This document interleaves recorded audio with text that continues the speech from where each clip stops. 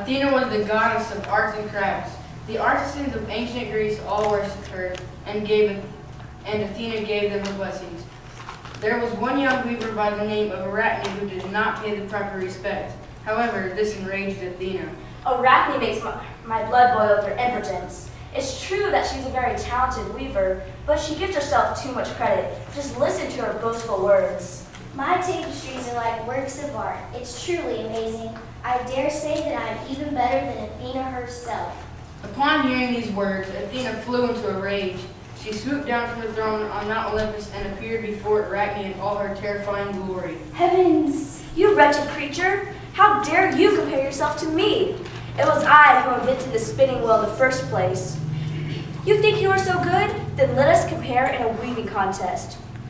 The villagers shall judge which one of us is best. I meant no disrespect, O mighty goddess, but can I help it if I'm the best? I'm only repeating what other people have said. I've even heard people say that That's enough. I will see you tomorrow in the meadow. Be prepared to meet your fate. The next day, the villagers gathered in the meadow to see the weaving contest. They knew they were in for a treat, and they were not disappointed.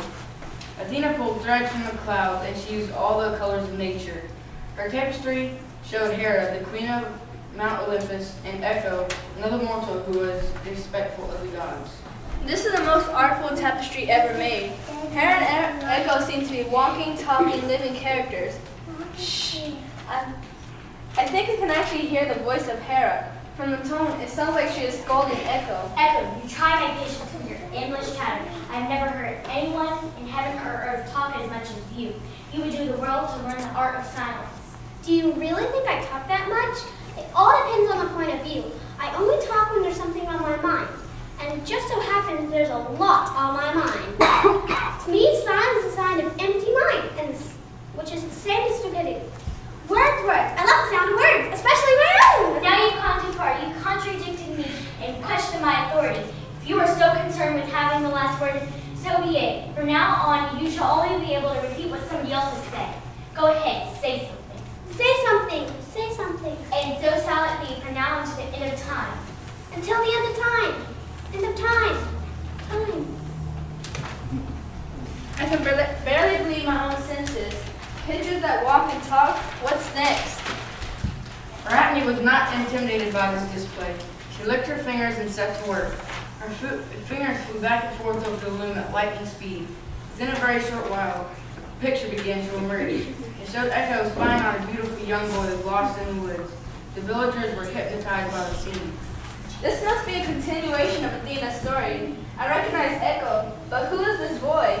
Echo is clearly in love with him, and who wouldn't be? He is beautiful to behold. To the villagers' amazement, Arachne's tapestry came to life. The boy in the scene was none other than Narcissus, a young man whose good looks were legendary. The figure in the tapestry began to speak. He was worried and preoccupied.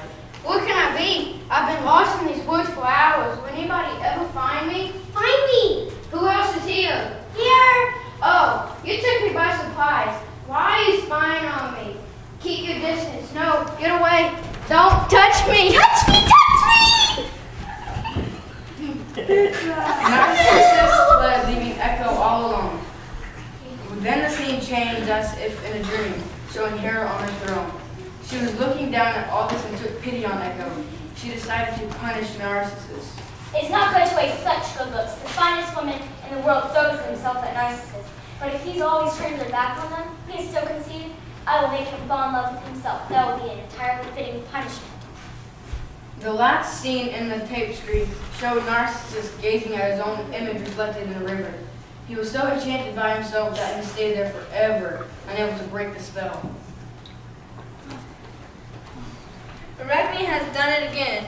Not only is she the best weaver ever, but she is also the best story. She took Athena's story and gave it a totally original ending.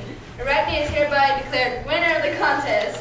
Ugh! You will pay the price for your ignorance and disrespect, Arachne. But I won fair and square. Your anger can't change that. Perhaps not, but there are other things that can change, like your face. With that, Athena waved her hand over Arachne's face.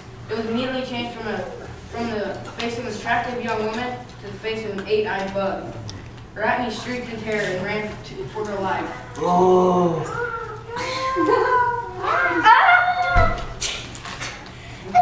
fast, Arachne. Take this and that. Athena cast a fine strand of silk and tripped Arachne as she ran. Arachne became entangled in a web. Her body shrank, stuck in the middle of the web. Now she had 8 legs as well as 8 eyes. Arachne had turned into a spider. How do you like the end of this story, Spider-Woman? You will have all the time in the world to ponder its lessons. Arachne was and still is the best weaver of all time. Her art and her skills live among the spiders of our world, her descendants.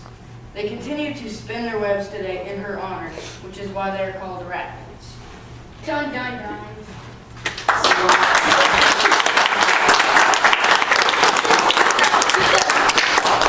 All right, very good, guys. Y'all, let's have